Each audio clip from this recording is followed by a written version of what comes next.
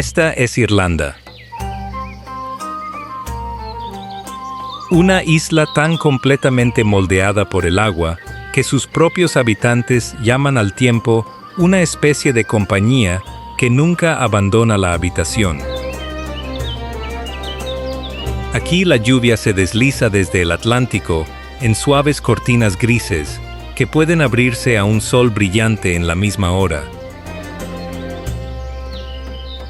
Y es esta humedad incesante, transportada por las cálidas corrientes del Golfo, la que pinta las colinas de un verde profundo y saturado, el verde por el que el país es famoso. Los lugareños tienen un nombre para eso: 40 tonos de verde. Irlanda se encuentra en el extremo noroeste de Europa, una pequeña masa terrestre de unos 84.000 kilómetros cuadrados, situada en el frío Atlántico Norte, más afín en espíritu al océano que al continente al que técnicamente pertenece.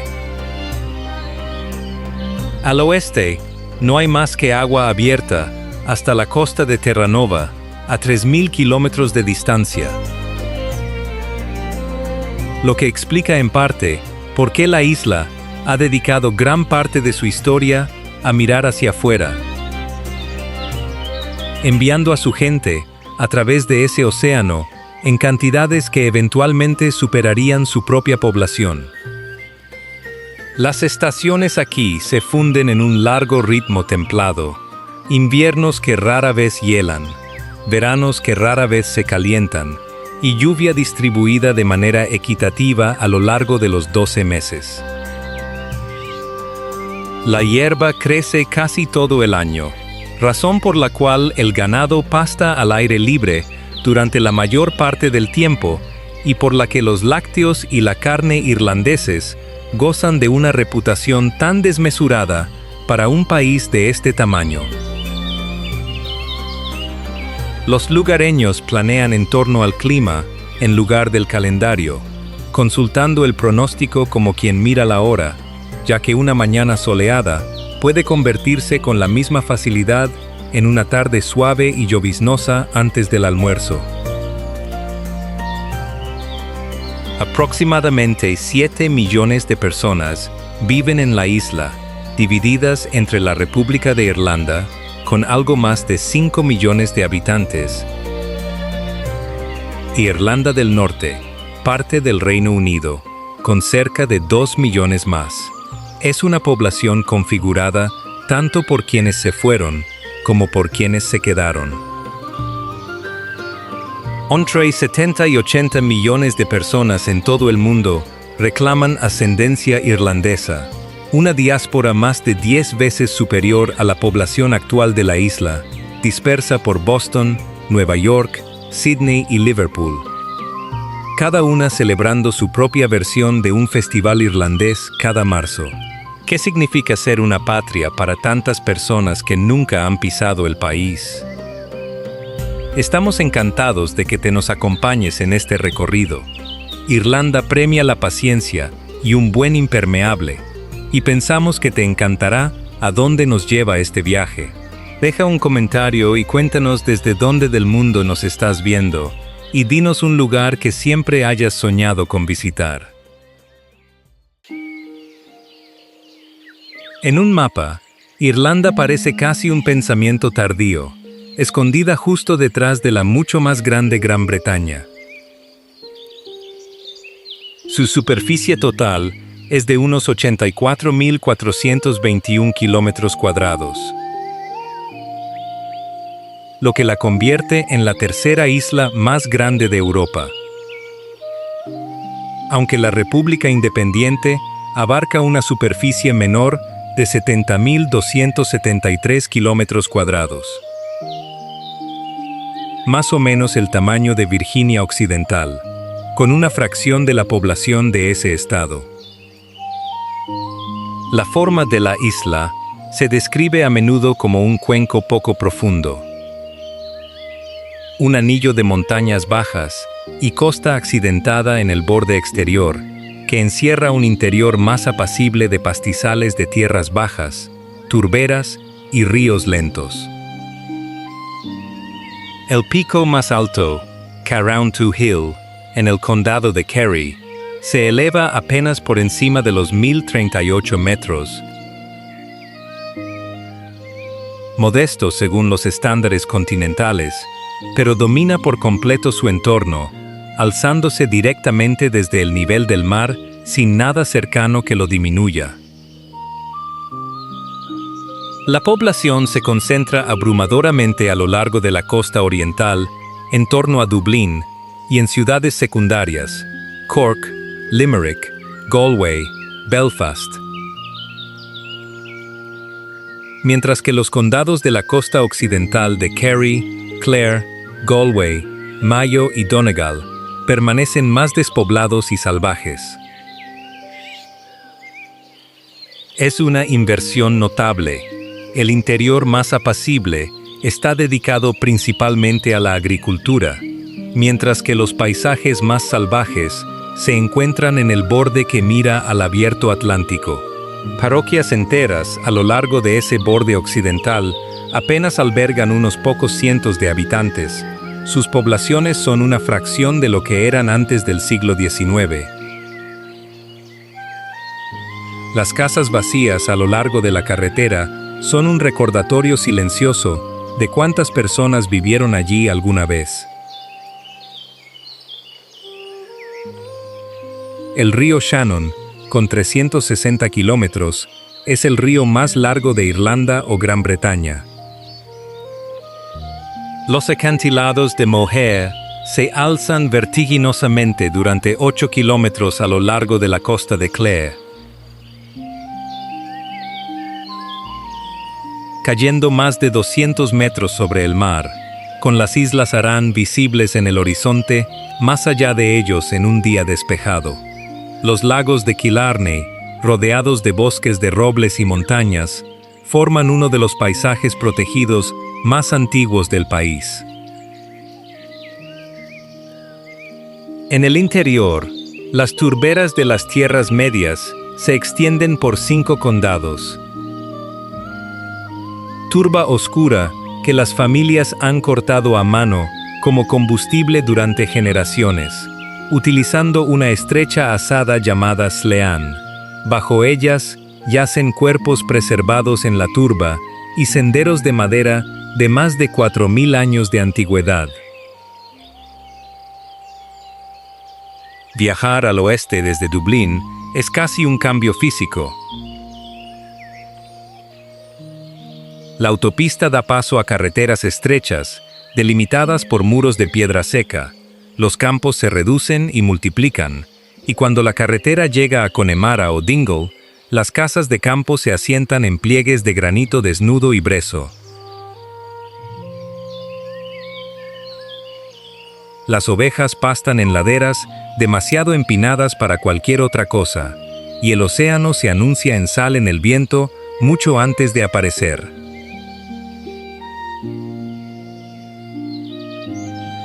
El Burren, en el condado de Clare, es una vasta meseta de piedra caliza gris, expuesta, agrietada en pisos planos y fisuras profundas. Formada sobre un antiguo lecho marino hace unos 350 millones de años. Los botánicos todavía se asombran de que plantas árticas y mediterráneas florezcan una al lado de la otra allí, una particularidad que apenas se encuentra en otro lugar de Europa. El hito más extraordinario puede ser Skellig Michael, una pirámide rocosa irregular que se eleva 217 metros directamente desde el Atlántico, a 12 kilómetros de la costa de Kerry. Monjes cristianos construyeron un monasterio en sus laderas superiores en el siglo VI. Y sus chozas de piedra, en forma de colmena, todavía se aferran al acantilado hoy. Sitio del Patrimonio Mundial de la UNESCO.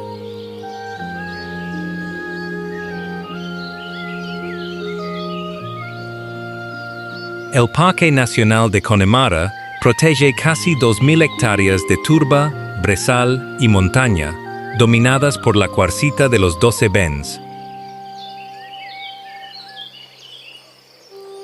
Mientras que Lough Corrib, el segundo lago más grande de Irlanda, se extiende por más de 176 kilómetros cuadrados, salpicados de más de 1.300 islas, algunas con ruinas monásticas de 1000 años de antigüedad.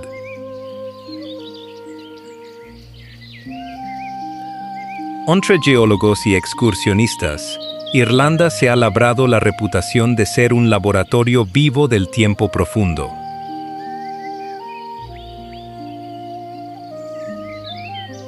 Roca formada en antiguos fondos marinos, esculpida por las glaciaciones, cuyo paisaje es un registro visible de procesos que la mayoría de los países han hace mucho tiempo pavimentado.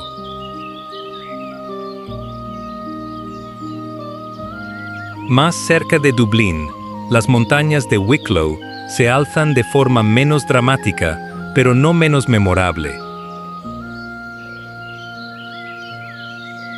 Sus laderas de granito cubiertas de brezo y bosques, atravesadas por el profundo valle glacial de Glendalough, donde las ruinas de un asentamiento monástico del siglo VI todavía se alzan junto a dos lagos oscuros, lo bastante cerca de la capital para una excursión de un día, pero lo bastante tranquilo para sentirse como un país completamente diferente.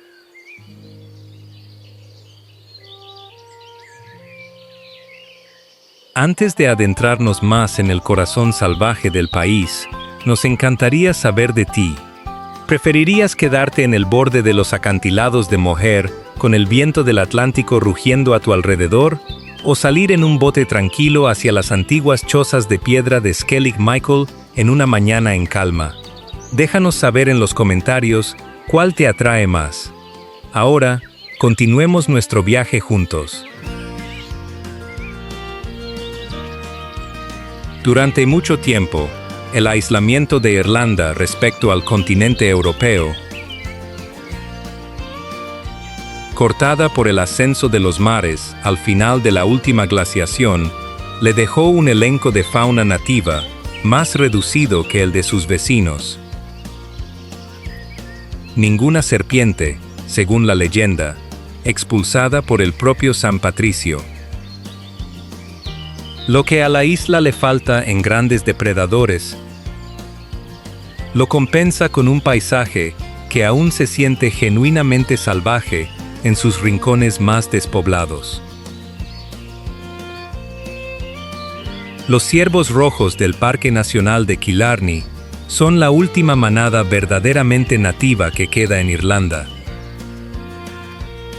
Y el otoño trae el inquietante y retumbante sonido de los ciervos rugiendo por el valle durante la temporada de celo. Las liebres irlandesas, una subespecie que no se encuentra en ningún otro lugar, corren a toda velocidad por los brezales abiertos, mientras que las nutrias, todavía comunes en ríos tranquilos, se consideran uno de los mejores indicadores de la limpieza de las aguas irlandesas.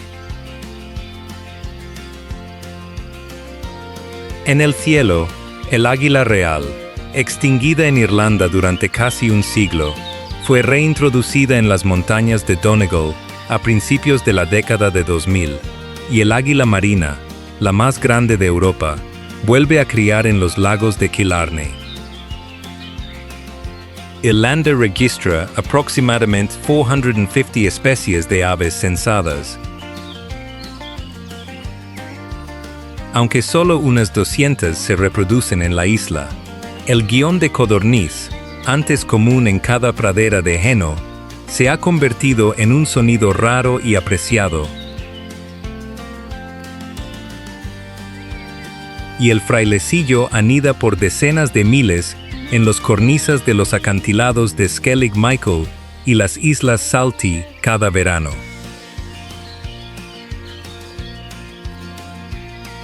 Las focas grises descansan en cientos en playas remotas, sus lamentos a veces confundidos con algo humano.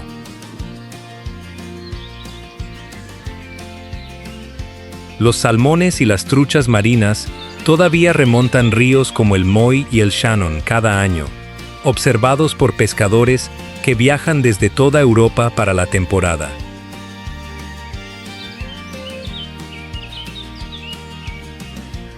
La marta, antes llevada al borde de la extinción, ha logrado una notable recuperación y ahora se avista con regularidad al atardecer en bolsillos boscosos del interior y del oeste.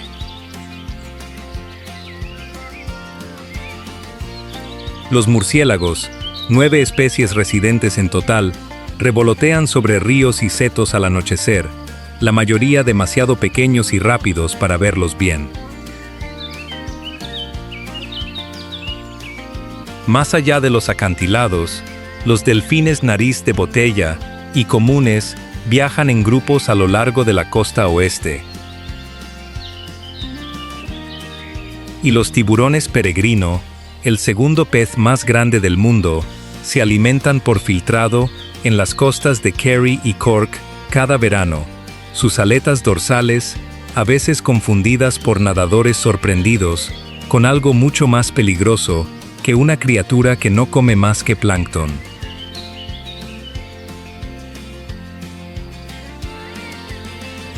El espectáculo natural más fiable de la isla se despliega cada otoño e invierno, cuando miles de cisnes silbadores de Islandia y Groenlandia llegan llenando los humedales de todo el interior, con un sonido que los primeros poetas irlandeses describieron como música. Vinculado a uno de los mitos más antiguos del país, los hijos de Lir, en los que 4 niños se convierten en cisnes y son condenados a vagar por las aguas de Irlanda durante 900 años.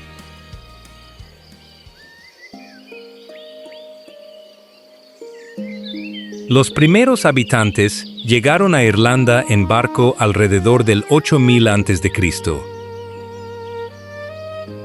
Cazadores-recolectores del Mesolítico, cuyo campamento más antiguo conocido, en Mount Sandel, en el actual County Derry, sigue siendo uno de los asentamientos confirmados más antiguos de Irlanda o Gran Bretaña. Los pueblos agricultores que les siguieron construyeron Newgrange, en el County de Meath, alrededor del 3200 a.C., más antiguo que Stonehenge y la Gran Pirámide de Giza, diseñado de modo que la luz solar inunda su cámara interior solo en el solsticio de invierno. Los pueblos de habla celta llegaron a lo largo de los siglos siguientes, trayendo la lengua, la mitología y la estructura social que definirían a Irlanda durante la Edad Media. El cristianismo llegó en el siglo V y los monasterios irlandeses se hicieron famosos en toda Europa como centros de aprendizaje, produciendo manuscritos iluminados como el Libro de Kells. Mucho antes de la colonización a gran escala, pequeñas comunidades comerciales nórdicas transformaron la isla. Los vikingos, que comenzaron sus incursiones en el 795 después de Cristo, finalmente se asentaron y fundaron las primeras verdaderas ciudades de Irlanda: Dublín, Waterford, Wexford, Cork y Limerick. Todas originalmente puertos comerciales nórdicos, cuyos nombres y trazados de calles aún conservan huellas de esa base escandinava más de 1000 años después. La invasión anglo-normanda de 1169 inició siglos de injerencia inglesa, que se profundizaron bajo los monarcas Tudor y Estuardo, a través de la plantación, en la que se confiscaron tierras a los señores irlandeses y gaélicos, y se otorgaron a colonos de Inglaterra y Escocia, con mayor intensidad en Ulster. una división que resonaría durante 400 años. La propiedad de la tierra se concentró en manos de una pequeña aristocracia protestante, mientras que la mayoría católica, impedida durante largos periodos de poseer bienes o practicar su fe abiertamente, trabajaba la tierra como arrendatarios bajo alquileres punitivos, dependiendo casi por completo de un solo cultivo para sobrevivir.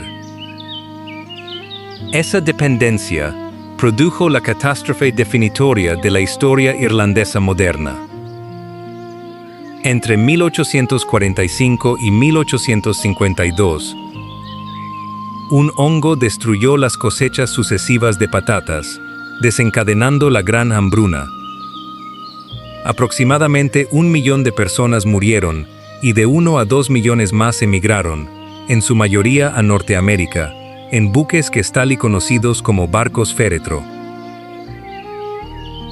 La población de la isla, cercana a los 8 millones antes de la hambruna, aún no ha recuperado ese nivel hoy. La emigración se convirtió en una característica permanente de la vida irlandesa, en lugar de un evento excepcional. Olas posteriores de trabajadores irlandeses ayudaron a construir los ferrocarriles y canales de la Britain Industrial y América. Y las comunidades irlandesas echaron raíces desde Liverpool hasta Chicago, enviando remesas a casa y financiando gran parte del movimiento político que impulsaría la independencia. El levantamiento de Pascua de 1916, aunque aplastado en una semana, galvanizó la opinión pública, y la Guerra de Independencia condujo a la fundación del Estado Libre Irlandés en 1922. Separado de 6 condados del noreste, que permanecieron dentro del Reino Unido, como Irlanda del Norte, una división que aún se negocia un siglo después. Las décadas tras la independencia trajeron una amarga guerra civil, emigración continuada y, desde finales de los años 60, 3 décadas de violencia sectaria en Irlanda del Norte, conocida como los Troubles, con más de 3.500 vidas perdidas antes del Acuerdo del Viernes Santo de 1998, que trajo una paz frágil pero duradera.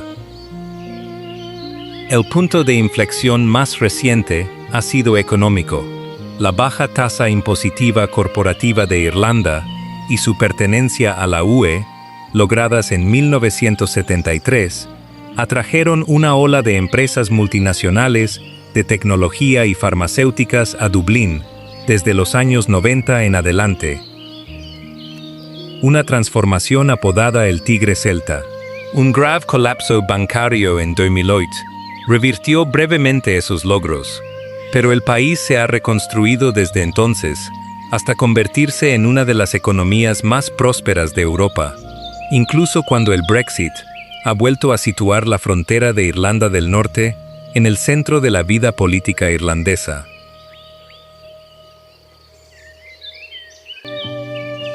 Llegar a Dublín sorprende a muchos por su escala, o por la falta de ella. Esta es una capital de aproximadamente 592.000 habitantes dentro de sus límites, que se expande a cerca de 1,4 millones en la zona metropolitana más amplia. Casi 3 de cada 10 personas de la isla, sin embargo, no presume de la extensión grandiosa de una capital europea típica, sino que favorece un centro compacto construido a ras del río Liffey. Desde arriba, Dublín se organiza firmemente en torno a ese río, dividiendo el centro en un North Side y un South Side, que arrastran siglos de rivalidad amigable, con sus plazas georgianas dispuestas en hileras ordenadas de ladrillo rojo y puertas pintadas de colores brillantes e individuales. El núcleo histórico se agrupa en torno al castillo de Dublín, construido por los anglo-normandos en el siglo XIII, sobre el solar de una anterior fortaleza vikinga, y las catedrales de Christ Church y de San Patricio, ambas fundadas en el siglo XII, a poca distancia caminando entre sí, un recordatorio visible de una reforma que dividió una sola tradición en dos instituciones que ocupan el mismo pequeño trecho de la ciudad desde entonces. Hay un corto paseo, el Trinity College Dublin, fundado en 1592, alberga el libro de Kells en su antigua biblioteca y su larga sala abovedada en forma de barril, la llamada Long Room, forrada con 200.000 de los volúmenes más antiguos de la biblioteca, se ha convertido en una de las habitaciones más fotografiadas de Irlanda. Cerca, el Phoenix Park se extiende por más de 700 hectáreas en el borde occidental de la ciudad. Uno de los parques urbanos cercados más grandes de Europa, hogar de una manada residente de ciervos damas salvajes que han pastado en sus praderas abiertas desde el siglo XVII, en gran medida sin ser molestados por los joggers y ciclistas que comparten el parque con ellos cada mañana. El Dublín cotidiano funciona con un ritmo diferente. Grafton Street se llena cada mañana de músicos callejeros y compradores, mientras que Temple Bar, antes un tranquilo barrio de almacenes, se ha convertido en el epicentro de la vida nocturna más conocido de la ciudad, con sus callejuelas estrechas, repletas la mayoría de las noches de música que se escapa de las puertas de los pubs. Moore Street, justo al lado de la avenida principal, ha sido el principal mercado al aire libre de Dublín desde el siglo XVIII, con sus vendedores pregonando precios en un rápido y distintivo acento dublinés. A medida que cae la tarde sobre la isla, los muelles de Dublín se llenan de un cálido puñado de luces reflejadas en el Liffey. Los músicos callejeros empacan sus instrumentos fuera de los pubs que empiezan a llenarse. Mientras 3 horas al oeste, a lo largo de la costa atlántica, un pescador ata su currach mientras el cielo se torna violeta profundo. Los acantilados de Moher se desvanecen en silueta, y en algún lugar de las Islas Aran se enciende una única luz de cocina contra la oscuridad. Muchas gracias por pasar este tiempo con nosotros en Irlanda. Hay algo genuinamente irreemplazable en ver un lugar así de cerca, y esperamos que este viaje te haya dado al menos un pequeño sabor de ello. Si disfrutaste del viaje, suscríbete para más viajes como este y deja un comentario contándonos qué país deberíamos explorar juntos a continuación.